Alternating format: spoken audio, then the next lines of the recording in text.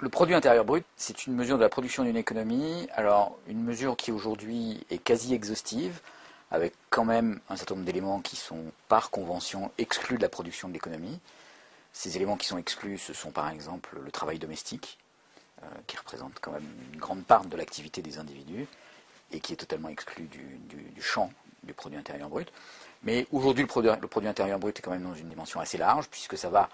de la production des biens jusqu'à celle des services, mais celle aussi des services dits non marchands, comme par exemple l'éducation, la santé. Et c'est une mesure dont on peut dire aujourd'hui qu'elle est basée sur un système d'information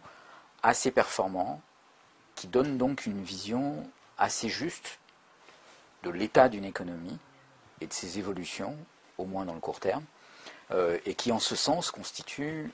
un immense progrès par rapport à la situation qui prévalait par exemple avant la Deuxième Guerre mondiale, au moment de la Grande Dépression, où au moment de la Grande Dépression, on s'est rendu compte que la Grande Dépression s'est produite sans qu'on ait véritablement d'instruments pour l'apprécier, et qu'en fait on a compris qu'on était dans une Grande Dépression plusieurs années après qu'elle se soit enclenchée, en particulier quand on a vu le taux de chômage monter de façon très élevée dans les pays qui étaient touchés par la Grande Dépression, en particulier les États-Unis. Et on n'avait pas de mesures correspondantes et surtout disponibles beaucoup plus rapidement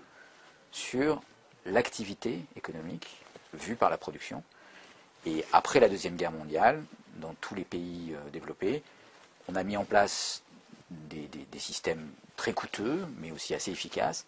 pour produire une information beaucoup plus rapidement. Donc, au lieu d'attendre plusieurs années pour savoir si une économie est en récession ou pas, aujourd'hui on a besoin d'attendre quelques semaines